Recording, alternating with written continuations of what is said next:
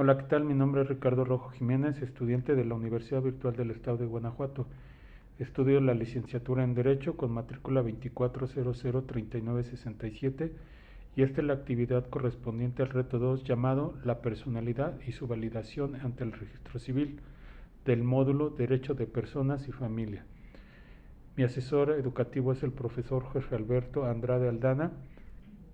Y bueno, en lo siguiente revisaremos qué son los atributos de la personalidad y las actas expedidas por el registro civil.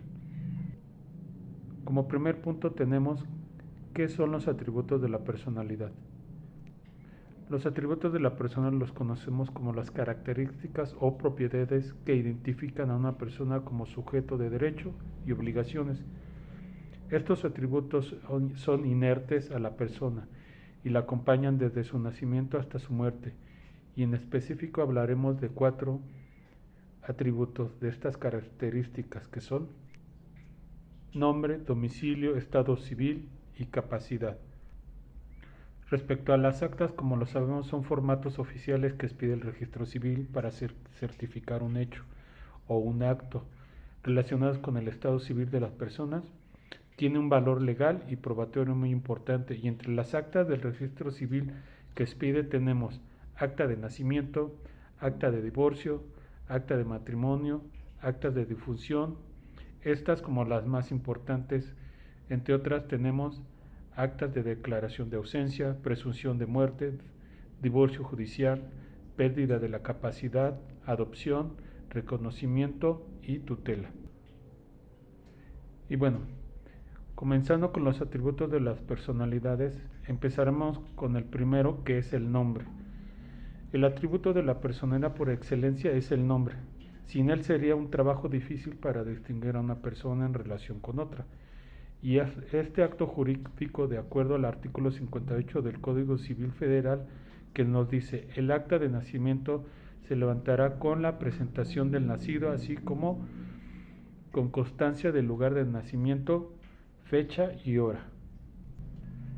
El nombre se compone de nombre o nombres propios y los apellidos paternos de los progenitores, o los dos apellidos que lo reconozcan, y así queda sentado.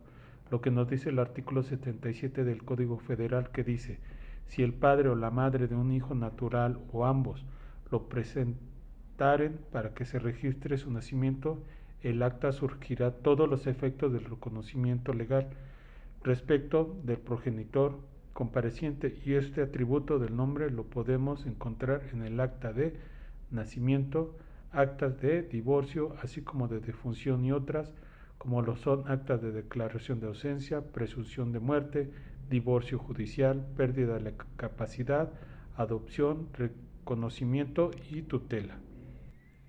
El siguiente atributo es el domicilio. El domicilio es el lugar donde una persona reside habitualmente, y es el lugar donde una persona física o jurídica establece su residencia habitual o el centro principal de sus negocios. Este atributo de la personalidad es el que permite identificar a una persona en un lugar determinado, y es importante para el ejercicio de derecho y el cumplimiento de obligaciones, y es el lugar que la ley designa a una persona para el ejercicio de sus derechos y el cumplimiento de sus obligaciones, como lo menciona el artículo 30 del Código Civil Federal. Y las actas donde podemos encontrar este atributo son el acta de matrimonio, acta de divorcio judicial, acta de declaración de ausencia. En este caso sería el último domicilio conocido del ausente. Es un dato fundamental para el proceso legal, ya que puede ser un indicio para su localización, al igual que en un acta de presunción de muerte. En las actas de nacimiento, pérdida de la capacidad, adopción, reconocimiento y tutela, el domicilio puede no ser un dato esencial, aunque podría aparecer en algunos casos en específico. Aunque para esto es importante recordar que la legislación de cada entidad federativa puede variar en cuanto a los datos que se incluyen en las actas del registro civil. El siguiente atributo es estado civil.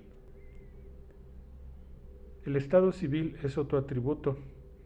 El estado civil es otro atributo fundamental de la personalidad, y es la situación jurídica que tiene una persona en relación con familiares y con la sociedad, y es la situación que determina sus derechos y obligaciones, y esto es un atributo que identifica a cada persona de manera única, además de ser de suma importancia para trámites que requieren la comprobación del Estado, así acentuando lo que dice el artículo 39 del Código Civil Federal, que dice: el estado civil solo se comprueba con las constancias relativas del registro civil.